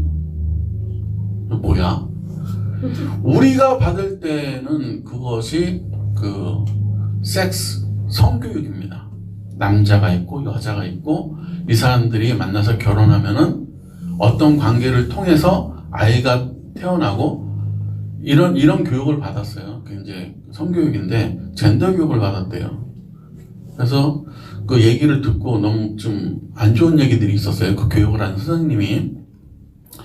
그래서 그 선생님하고 직접 통화를 했습니다. 그랬더니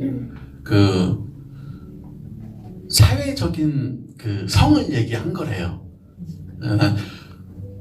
내가 부숙해서 그런 건지 사회적인 성은 또 무슨 성이야? 음성과 양성이 있는데 뭔 성이요? 이게 이제 이렇게 가는 거예요. 처음에 우리나라 사람들이 아직은 그 동성애에 대해서 말만 많지 크게 호응하지 않습니다. 네? 그리고 그 동물과의 그것도 큰일 나는 일을 이제 아직은 생각합니다. 근데 사회적인 성이라는 것을 자꾸 주입하게 되잖아요. 그러면 저기 바다 건너 어느 잘 산다 유럽 쪽에 어느 날처럼 동물을 대상으로 성애를 하는 것도 허용이 되고 이런 사회로 이렇게 변질돼 가는 겁니다. 그런 교육을 하는 나라가 됐어요.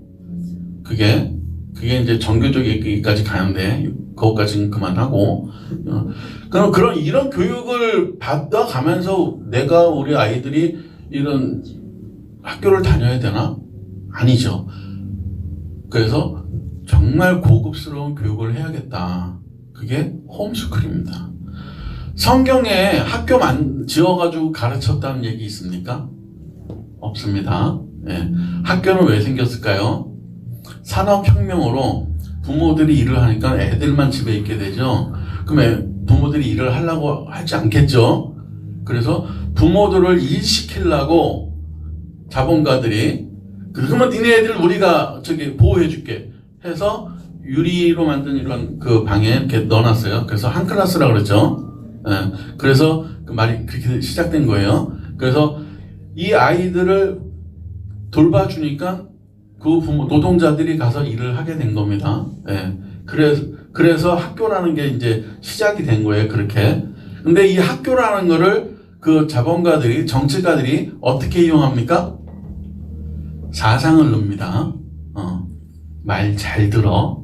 그럼 내가 먹여주고 재워주고 살게 해줄게. 근데 또 이 교육을 통해서 나는 또 새롭게 자랑을 했기도 합니다.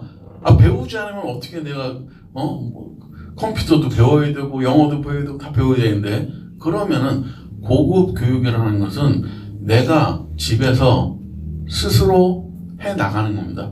지금 세상은 너무 좋아졌습니다. 컴퓨터로 교육 다 됩니다. 네, EBS 교육도 있죠. 학원에서 그 좋은 강의를 할인해서 팝니다. 1년치. 그럼 그거 신청하면은 그 고급 이어폰도 줍니다. 세상 너무 좋아졌어요. 그리고 할 수 있으면은 개인 선생님들, 과외 선생님들도 교육 받을 수 있죠. 예.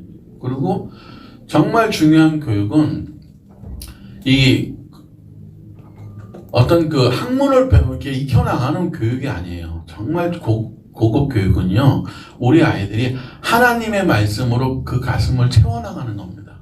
그때 얘네들이 세상 어디 가도 누구를 만나도 두려워하지 않고, 멘탈이라고 하죠. 정말 강한 멘탈로 자라날 수 있는 게 말씀으로 성장해야 됩니다. 말씀으로 성장하고 찬양을 높여 부르면은 멘탈은 강해지게 돼 있어요. 이렇게 교육하는 것이 가장 고급 교육입니다. 라고 생각해서 저는 홈스쿨을 지금 하고 있습니다. 그래서 잘 따라주는 아들도 고맙고, 그래서 제가 오늘 2가지를 말씀드렸던 거예요. 사유의 죄에 속지 말아주세요. 고급 교육에 대해서 여러분 다시 한번 생각해 보세요. 라고 전 국민 여러분께 말씀드립니다. 감사합니다.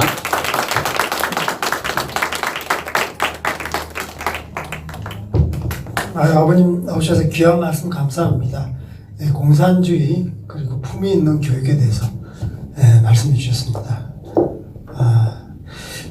지금 마치려고 했는데 우리 마지막으로 우리 귀한 또 손현주 TV 손현주 대표님께서 또 마지막 말씀 해주시겠습니다.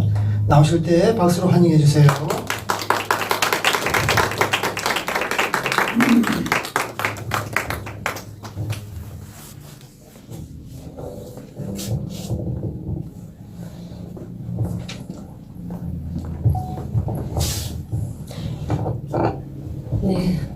탈북민 손현주, 오늘 또다시 이 자리에 소개된 또 한 가지 이유는 현재 대한민국 국민들께서 그 공산사회에 대한 걸 절실하게 못 느낀 전달이 제대로 못된 그런 국민들을 향해서 공산제도가 어떤 강도 제도인가 하는 것을 또다시 제가 이 자리에서 전달해 드리려고 이 자리에 섰습니다.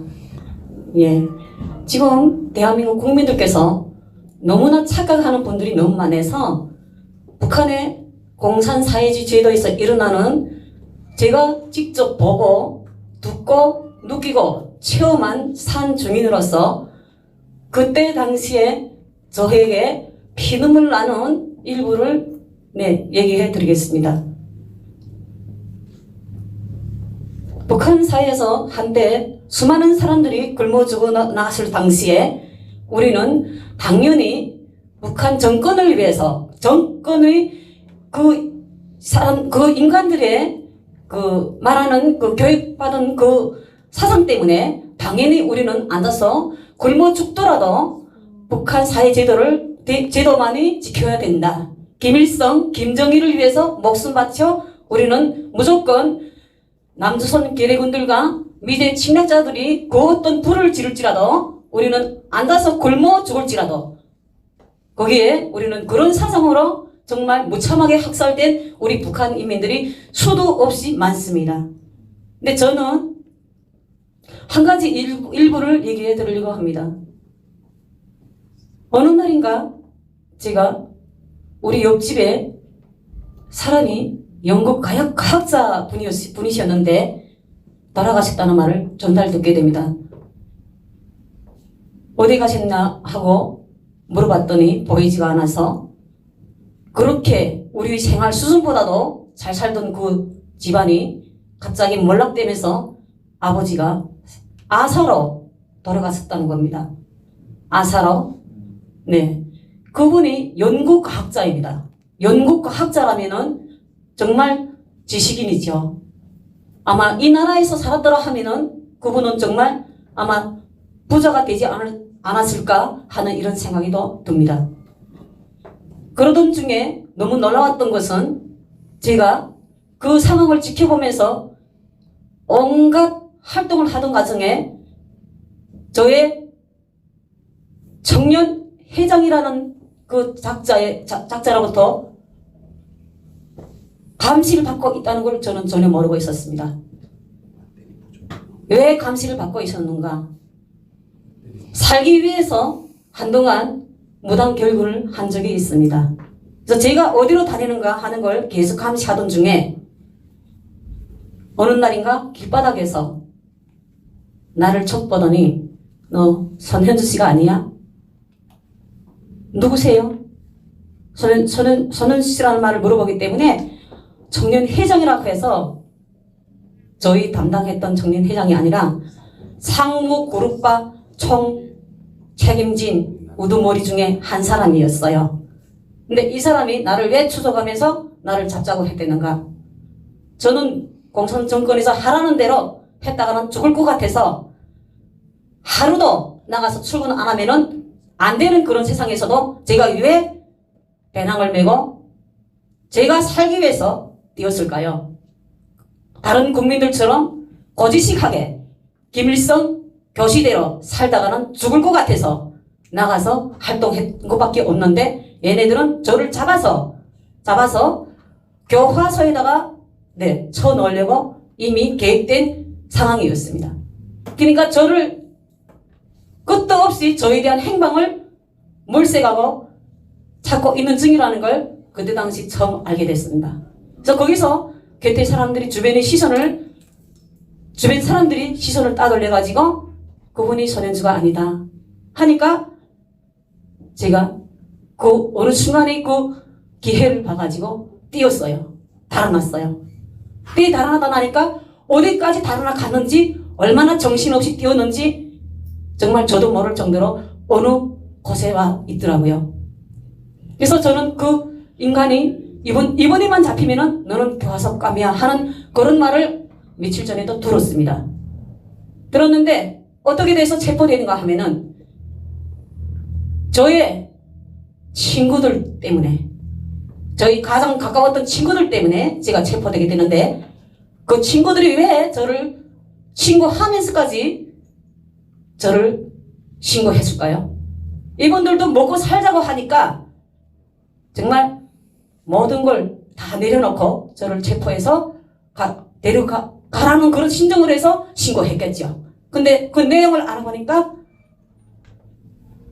원래 제가 일했던 공장에서 같이 일했던 여자친구분이었는데 이분이 살아가던 가정에 너무 힘들다 보니까 말하자면은 직장에서 같이 일하다가 시집을 가다 보니까 여자는 시집 가게 되면은 부양 생활로 끝납니다. 이렇게 그 공장 생활 하던 분이 같이 그 사료총 조직에서 청년 회원으로 같이 활동하던 분이죠. 그래서 가장 가까웠댔어요. 그래서 그때 아까 좀 전에 말했던 것처럼 그렇게 배낭을 메고 정신없이 떼어서 거기서 겨우나마 위기를 모면해서 달아났던 사람이 바로 그 친구의 입으로 통해서 체포되게 됩니다. 이분이 왜 후에 어떻게 돼서 그렇게 되는가 물어보니까 나를 자기네 집에 왔더라는 거예요. 공장당에서도 그렇고 상무그룹바들에서도 그렇고 찾아왔더라는 거예요. 왜냐? 내가 갈 곳은 친구들 집밖에 없다. 친척 아니면은 형제들뿐 아니면은. 그래서 그 가까운 사람들 집마다 다 들이쳤더라고요. 그래서 이 여자친구가 저를 저희 제일 가까웠던 친구가 그렇게 곧 신고를 했을 때에는 이유가 있었을 거 아닙니까?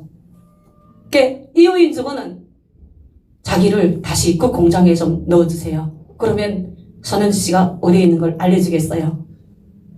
그러다 보니까 이분이 나를 고소하게 됩니다. 신고하게 됩니다. 신고하게 되면서 저는 그걸 아무것도 모른 채 친구 집에 아무 생각 없이 가게 돼요.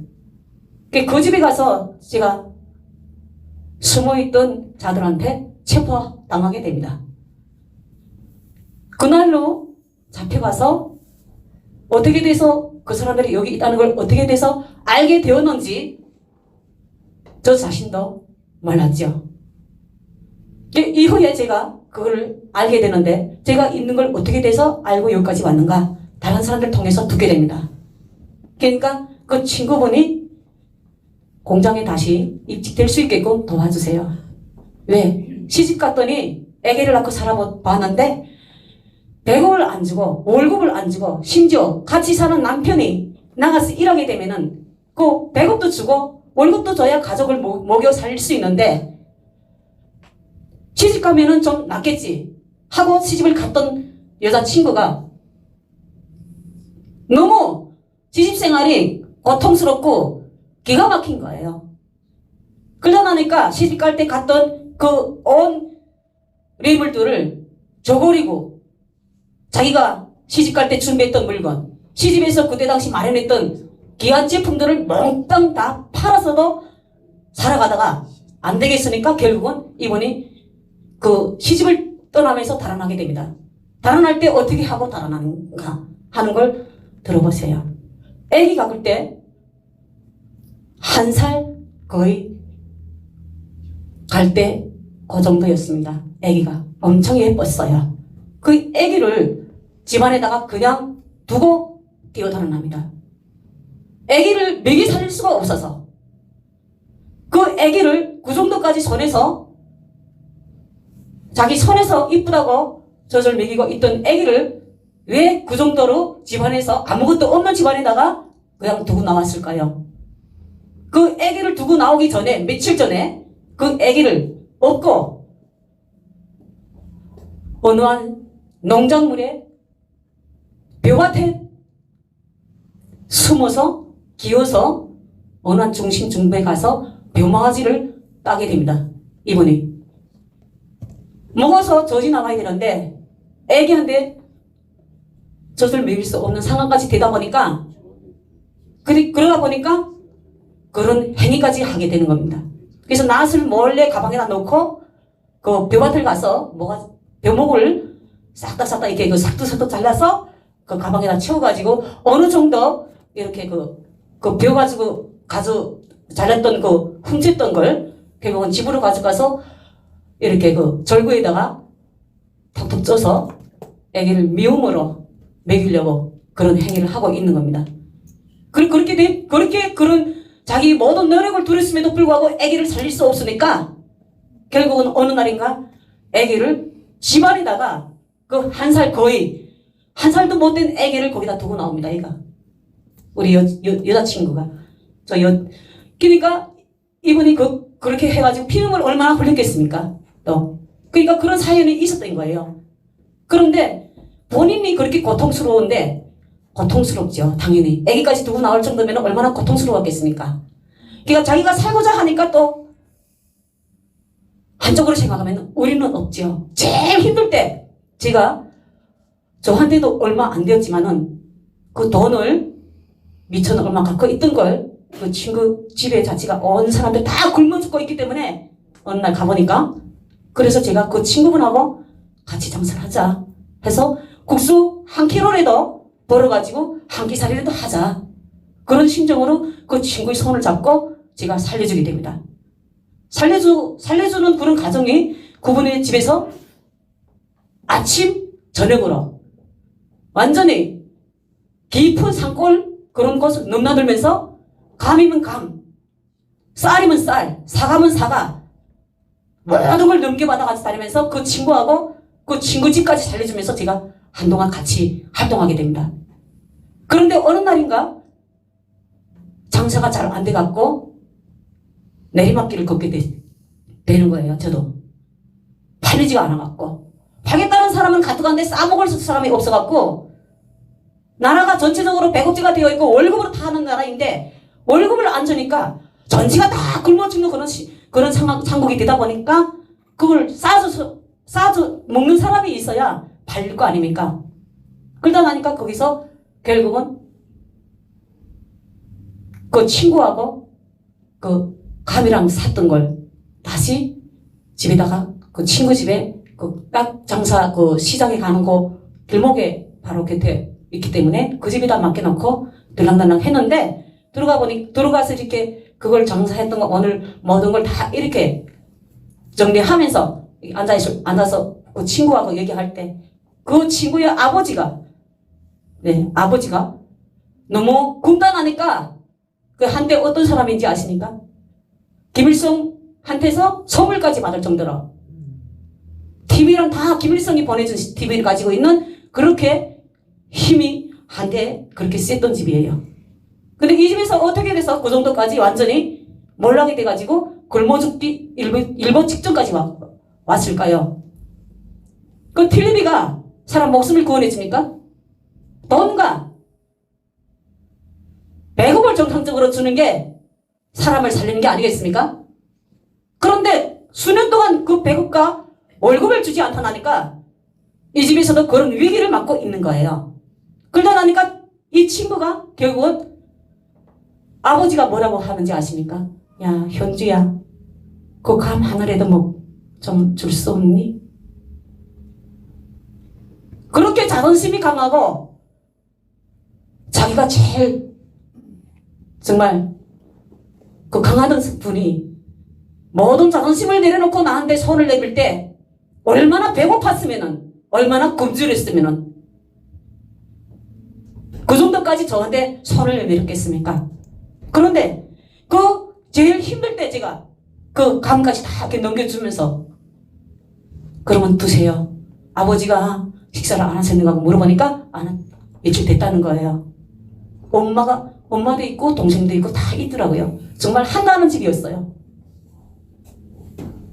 TV는 원래는 김일성 명함을 달고 있는 TV는 원래는 팔면 안 돼요. 그 TV가 어디 갔는지 없어졌더라고요. 보니까. 그러니까 죽기 직전이 되니까 사판 이판인 거야. 그 집에서도. 그러다 나니까 이 사람이 그런 위기에 맞닥뜨릴 때 제가 나타나서 결국은 제일 위험할 때 제가 도와줬던 분인데 그 친구가 어느 날인가 저를 배신한 거예요. 네. 배신은 한 그 목적이 바로 살기 너무 힘드니까 친구까지 잡은 거야. 그래서 제가 거기에서 체포되게 됩니다. 그 집에서. 체포되면서 들어와서 저를 신발 신는 데까지 내가 야, 넌 나오라. 신발 신는 데 와서 신발 신려고 하는데 구두발로 치는 거예요. 야, 너 조직이 우습게 보이니? 너 청년이 말이야. 너 청년인데 우리가 조직 생활을 이렇게 배워줬니?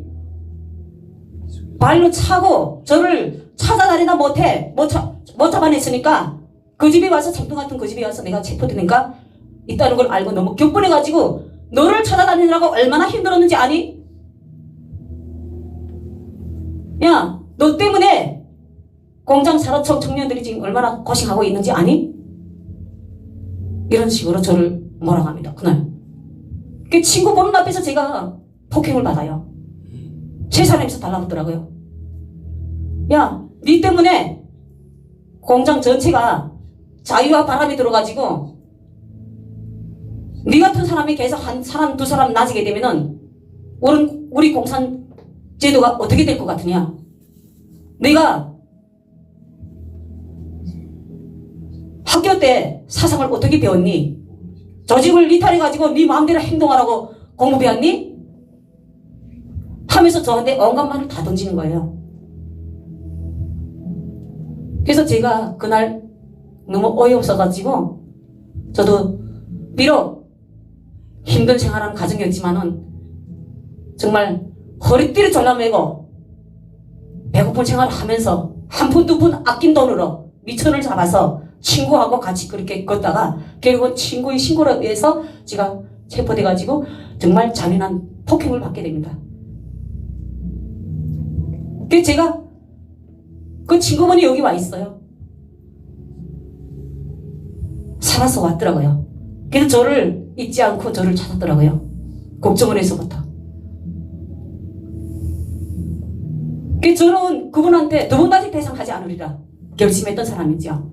중국에 와서도 저희 신세를 많이 졌어요. 또 한 달 동안 감춰주고 한 달 동안 데리고 있었어요. 체포될까봐. 그럼에도 불구하고 저는 우리로 살고 위험할 때 누군가가 위험하면은 도와주기 싶어하는 이런 심정이 되다 보니까 또 그때 당시 각오를 다 내려놓고 또 공안국에 잡혀나갈까봐 그것이 두려워서 그것이 그 친구한테 또 차려질까봐 내가 지니고 있던 상처받았던 그걸 다 내려놓고 그 친구를 감싸주면서 한 달 동안 한 달 반 동안이나 그분을 감싸주는 그런 이렇게 이어지는 겁니다. 근데 어떻게 만나다 보니까 그렇게 만나게 되더라고요 또. 그래서 결국은 한국까지 왔는데 대상하려고 안 했어요. 사람이 우리와 초보적인 도덕을 모르는 우리 없는 사람은 안 돼요. 그래서 여기 와서도 또 내 마음을 쓸어내리면서 나를 직접 찾으니까 함부로 부딪힐 수가 없어서 가슴을 내리쓰면서 온 가정이 다 놀라왔더라고요. 그래서 북한에 있을 때 제가 그렇게 되다 보니까 그 사람들한테 잡혀가서 온갖 똥매를 맞으면서 쌍꺼풀 터져나가고 눈이 퉁퉁 부어나고 내가 네 같은 청년들이 한 사람 두 사람 늘어나게 되면은 남조선과 같은 자본주의 남조선 계리군들이 쉽게 북한 땅을 호신탐탐 노리는 남조선 계리군들한테 쉽게 먹힌다. 사상이 없으면은 안 된다. 그러면서 저를 감화 교육하는 거예요. 그 데리고 가서 어디로 데리고 가는지 아십니까? 임시 구금되는 이런 간방 같은 데를 써서 놓더라고요. 그 들어가서 한 사람 한 사람 들여보내가지고 저를 얼마나 정신적으로 물심양면으로 압박하는지 하나하나 다 쓰라는 거예요. 나가 생활한 모든 걸 누구하고 접촉한 사람 없는가? 나가서 누구들하고 같이 다니는가? 누구들하고 어떤 대화를 하며 나누는가? 그런 위기에서 제가 공산 악질 그런 가토지에 있는 그런 양아치들한테도 다시 당하면서 제가 또 피눈물 쏟게 되는 하나의 위기를 맞게 됩니다. 그렇게 하고 나서 겨우 저는 정말 살기 위해서 저는 이렇게밖에 할 수 없었습니다. 먹고래야 나가서 일할 거 아닙니까? 막 빌고 비판서를 썼어요. 위대한 실현 김일성 동지 교시대로 살고 하지 않아서 정말 죄송하고 조직 앞에 미안합니다. 그 비판서를 10장까지 또 한 장 쓰면은 한 장 써서 갖다 바치면은 다시 써라. 또 다시 써라. 검사 받아가지고 만족이 안 되면은 그 사람의 신뢰가 깨끗이 정말 철저한 사상으로 무장돼서 올바른 뼈가 설 때까지 글 하나 그 하나에 그 문구에 정말 티라도 두리뭉실한 발음만 써도 다시 한 사람 한 장 계속 이렇게 다른 종이를 또 밀고 얼마나 정신적인 그 압박을 해서 얼마나 고문을 받았는지 정말 차라리 죽는 것보다도 못했어요. 그 정신적 압박이라는 거는 충성맹세를 하라는 거예요. 다시는 그런 길을 안 걷겠다. 그러다 보니까 그 검은 방석에서 촛불 같은 거 하나 딱 켜놓고 나한테 그런 종이장을 수십 장을 주면서 저한테 그런 고문이 들어왔는데 바로 안 쓰면은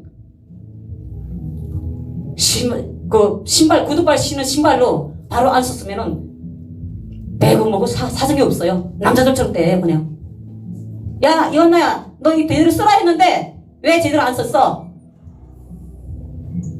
여기 치고 때려치고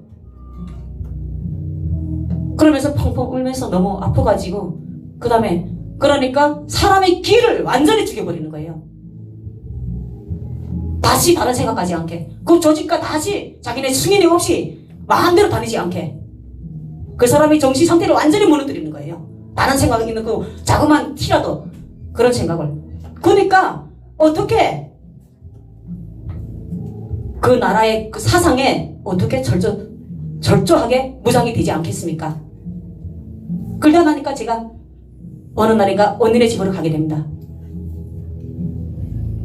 그 와중에 그 모든 게 다 끝난 다음에 눈물 흘리면서 호소했어요. 제가 그 끝나기 전에 정말 저는 조직을 배반한 게 아니라 저는 먹고 살기 위해서 너무 배고파서 그래서 이렇게밖에 할 수 없었습니다. 미안합니다. 죄송합니다. 두 번 다시 안 그러겠습니다. 조직 앞에 맹세합니다. 그러면서 제가 울고 그렇게 하며 헤쳐나왔어요. 하니까 마지막에는 두 번 다시 그럴 때는 너는 감옥행위야. 경고를 하더구만요. 계속 가다가 언니네 집으로 가게 되는데 어느 한 시장에서 언니 앉아있는 모습을 보게 됩니다. 거기 앉아서 어떤 것을 목격하게 되는가? 언니가 없는 재산이 그 둘째 언니였는데 온 재산을 다 거기 매도 군대들이 침입해가지고 언니네 집 재산을 몽땅 입을 거지까지 다 뜯어가더라고요. 얼마나 사이가 험악하고 그런 더러운 사행인가 공산사회주의 제도가.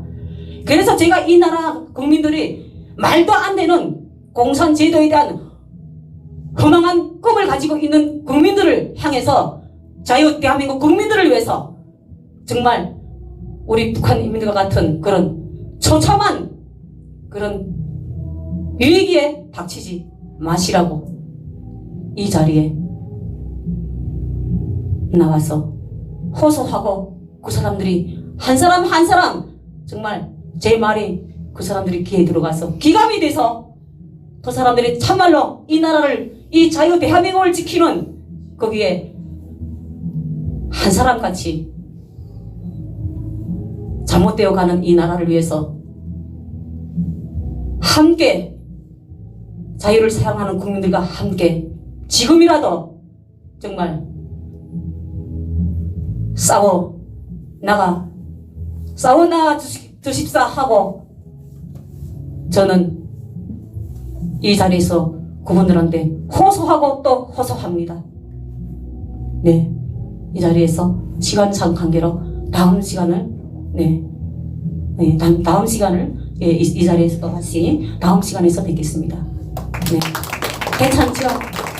괜찮으십니까? 네, 감사합니다.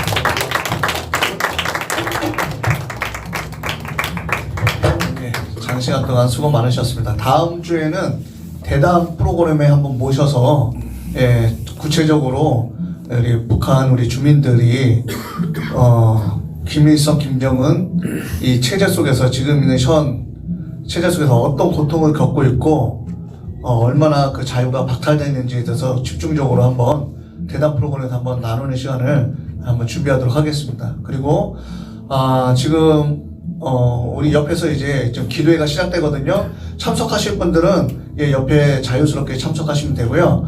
저번에도 아까 시간에도 강조했듯이 다음 주부터는 바깥에서 예배를 드립니다. 바깥에서 예배를 드리니까 바깥에 참석하셔도 되고 아니면 또 안쪽에서 참석하셔도 되니까 아무런 구애받지 마시고 오시면 되겠습니다. 모든 시간 함께 해주신 우리 유튜버님들 또한 성도님들 감사드립니다. 고맙습니다.